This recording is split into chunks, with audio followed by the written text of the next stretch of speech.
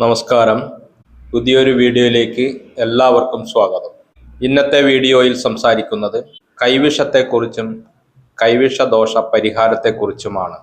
ഒരു മനുഷ്യനെ നശിപ്പിക്കുന്നതിനു വേണ്ടിയും മറ്റൊരാളുടെ ആജ്ഞാനുവർത്തിയാക്കി മാറ്റുന്നതിനും മറ്റൊരാളുടെ മനസ്സ് മാറ്റുന്നതിനും വേണ്ടി ഭക്ഷണത്തിലൂടെ നൽകുന്നതാണ് കൈവിഷം.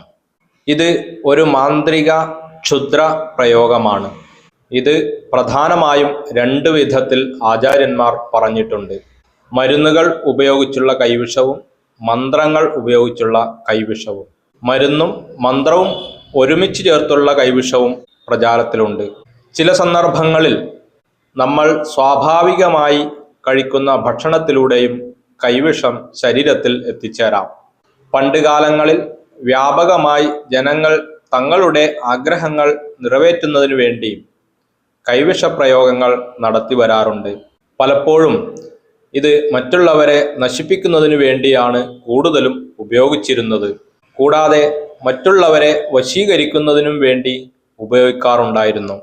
ഇവിടെ ഓർമ്മിക്കേണ്ട ഒരു വസ്തുതയുണ്ട്. ഒരാൾ മറ്റൊരാളുടെ ശത്രുവിനെ നശിപ്പിക്കുന്നതിനു വേണ്ടി കൈവിഷം എന്ന ദുഷ്കർമ്മം ചെയ്തു കൊടുത്താൽ താൽക്കാലികമായി അദ്ദേഹത്തിന് വിജയം ഉണ്ടാകുമെങ്കിലും അദ്ദേഹത്തിൻ്റെ കർമ്മദുരിതം എന്നത് അത്യന്തം ഭയാനകരവും വിനാശകരവും ആയിരിക്കും.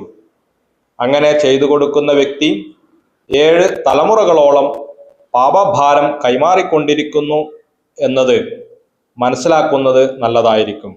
ഗുണാനുഭവങ്ങൾ അനുഭവിക്കുന്ന കൈവിഷം ചെയ്യുന്നത് മൂലം ദോഷങ്ങൾ സംഭവിക്കാൻ സാധ്യതയില്ല.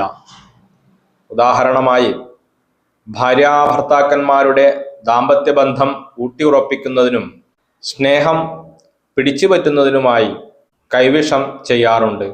ഇത് സതുദ്ദേശപരമായി ചെയ്യുന്നതിനാൽ ദോഷാനുഭവങ്ങൾ ഉണ്ടാകാൻ സാധ്യതയില്ല. ഇതിനെ കൈവശ്യം എന്നും പറയാറുണ്ട്.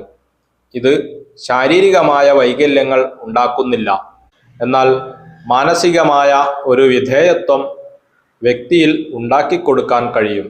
അതുമൂലം പറയുന്ന കാര്യങ്ങൾ എതിരഭിപ്രായം പറയാതെ ചെയ്യുന്ന മാനസികാവസ്ഥ പ്രാപിക്കുന്ന തലത്തിലേക്ക് എത്തിച്ചേരുന്നു. കാലക്രമേണ ചൂഷണത്തിലേക്ക് എത്തുമെങ്കിലും ശാരീരികമായ ദോഷം സംഭവിക്കുന്നില്ല. ഒരു മനുഷ്യനെ നശിപ്പിക്കുന്നതിന് വേണ്ടി പ്രകൃത്യാ തന്നെ കാണുന്ന ചില വിഷവസ്തുക്കളെ പ്രത്യേക രീതിയിൽ സംസ്കരിച്ച് മരുന്നാക്കി മാറ്റുന്നതാണ് കൈവിഷപ്രയോഗം. ശത്രുവിൻ്റെ ആരോഗ്യത്തെയും മാനസിക നിലയെയും തകർക്കുക എന്ന ലക്ഷ്യം മുന്നിൽ കണ്ടുകൊണ്ടാണ് ഭക്ഷണത്തിൽ കലർത്തിക്കൊടുക്കുന്നത്. ഇതൊന്നും അറിയാതെ ആ വിഷവസ്തു കഴിക്കുന്ന ആൾക്ക് ശാരീരികവും മാനസികവുമായ വൈഷമ്യങ്ങൾ, നാഡീസംബന്ധമായ അസുഖങ്ങൾ, ശരീരത്തിന് ക്ഷീണം, തളർച്ച, ഉന്മേഷമില്ലായ്മ, വ്രണങ്ങൾ, രോഗങ്ങൾ മുതലായ ദുരിതാനുഭവങ്ങൾ അനുഭവിക്കേണ്ടി വരുന്നു. നശിപ്പിക്കുന്നതിന് വേണ്ടി അല്ലെങ്കിൽ മാരണസംബന്ധമായ കൈവിഷം ശരീരത്തിലെത്തിയാൽ ഉണ്ടാകുന്ന ലക്ഷണങ്ങൾ പരിശോധിക്കാം. ഭേദമാക്കാൻ പറ്റാത്ത രൂപത്തിലുള്ള തീവ്രരോഗങ്ങൾ, ശരീരത്തിൽ വ്രണങ്ങൾ, പുണ്ണുകൾ, കുരുക്കൾ.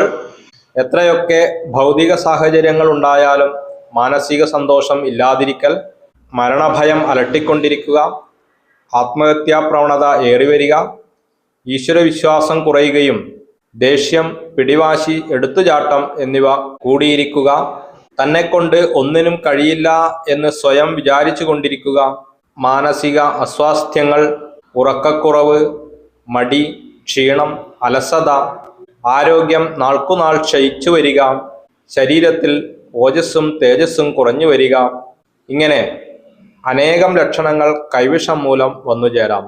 ഈ പറഞ്ഞതിൽ ഏറെക്കുറെ ലക്ഷണങ്ങൾ സ്ഥിരമായി അനുഭവിക്കുന്നവർ ദോഷപരിഹാരം ചെയ്യേണ്ടതാണ്. ഈ ലക്ഷണങ്ങൾ ഉണ്ടെങ്കിൽ ഒരു തരത്തിലും വിഷമിക്കേണ്ടതില്ല. യുക്തമായ പരിഹാരം ചെയ്ത് ഇത് മാറ്റിയെടുക്കാവുന്നതാണ്.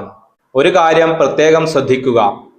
നമ്മുടെ ശരീരത്തിലുണ്ടാകുന്ന ചെറിയ രോഗങ്ങളോ ചെറിയ ഉറക്കക്കുറവോ ക്ഷീണമോ 1-2 ദിവസം നീണ്ടു നിൽക്കുന്ന ഇത്തരം ലക്ഷണങ്ങളൊന്നും കൈവിഷം മൂലം ഉണ്ടാകുന്നതല്ല. ഇത്തരം ആരോഗ്യ പ്രശ്നങ്ങൾ നിങ്ങളെ അലട്ടുന്നുണ്ടെങ്കിൽ ആദ്യം ചികിത്സിക്കുകയാണ് വേണ്ടത്. ചികിത്സ ഫലിക്കുന്നില്ല, അല്ലെങ്കിൽ ചികിത്സ കൊണ്ട് ഗുണം ഉണ്ടാകുന്നില്ല എങ്കിൽ മാത്രമാണ് കൈവിഷദോഷ പരിഹാര കർമ്മങ്ങൾ ചെയ്യേണ്ടത്. കൈവിഷത്തിനുപയോഗിക്കുന്ന ഇത്തരം വസ്തുക്കൾ നമ്മൾ അറിയാതെ തന്നെ നമ്മുടെ ശരീരത്തിലേക്ക് പോകുന്നുണ്ട്. അതും ക്രമേണ കൈവിഷം എങ്ങനെയാണോ പ്രവർത്തിക്കുന്നത് അതേ രീതിയിൽ നമ്മുടെ ശരീരത്തിൽ പ്രവർത്തിക്കാം. ഈ പറഞ്ഞ ലക്ഷണങ്ങൾ നിങ്ങളിൽ കൂടുതലായി കാണുന്നുണ്ടെങ്കിൽ കൈവിഷദോഷ പരിഹാരങ്ങൾ ചെയ്യേണ്ടതാണ്. അങ്ങനെ ചെയ്താൽ ഈ ലക്ഷണങ്ങൾ മാറിപ്പോകുന്നതാണ്. കൈവിഷത്തിലൂടെ ശരീരത്തിലെത്തുന്ന വസ്തു ആമാശയത്തിൽ പറ്റിപ്പിടിക്കുന്നു, അത് വളരുന്നു എന്നാണ് ആചാര്യന്മാർ പറയുന്നത്. എന്നാൽ ശാസ്ത്രീയമായി ചിന്തിക്കുമ്പോൾ ആമാശയത്തിലെത്തിയ ഏതൊരു വസ്തുവും ദഹിച്ച് പുറന്തള്ളപ്പെടും എന്നാണ് പറയുന്നത്. കൈവശത്തിലൂടെ ശരീരത്തിനുള്ളിൽ കടന്ന വസ്തു ആമാശയത്തിൽ പറ്റിപ്പിടിക്കുകയും അതിൻ്റെ സാരാംശം കാലങ്ങളോളം രക്തത്തിൽ കലർന്ന് നമ്മുടെ ശാരീരിക മാനസിക സ്വഭാവങ്ങളിൽ മാറ്റം വരുത്തുന്നു. ഇത് നാഡീവ്യവസ്ഥയെ ബാധിക്കുകയും ചെയ്യുന്നതുകൊണ്ടാണ് ഇത്തരം ലക്ഷണങ്ങൾ പ്രകടമായി കാണുന്നത്. കൈവിഷം വയറിൽ തന്നെ പറ്റിപ്പിടിച്ചിരിക്കും എന്ന ചിന്തയുടെ അടിസ്ഥാനത്തിലാണ് കൈവിഷം ഛർദ്ദിപ്പിക്കുന്ന രീതിയെ പിന്തുണയ്ക്കുന്നത്. ആമാശയത്തിൽ പറ്റിപ്പിടിച്ചിരിക്കുന്ന കൈവിഷത്തെ ഛർദ്ദിപ്പിച്ച് കളയാം. എന്നാൽ അത് ചെറുകുടലിലേക്ക് നീങ്ങിയിട്ടുണ്ടെങ്കിൽ വയറിളക്കി കളയേണ്ടതാണ്. ഇത്തരത്തിൽ കൈവിഷം പൂർണ്ണമായും നീക്കം ചെയ്യുന്നതിന് ആയുർവേദം നിർദ്ദേശിക്കുന്ന മരുന്നുകളാണ് പഞ്ചഗവ്യഘൃതം, മഹത് പഞ്ചഗവ്യഘൃതം, ബൃഹത് പഞ്ചഗവ്യം തുടങ്ങിയ പേരിൽ അറിയപ്പെടുന്ന പഞ്ചഗവ്യം. ഇത് നേരിട്ടും സേവിക്കാം, അല്ലെങ്കിൽ പൂജിച്ചും സേവിക്കാം.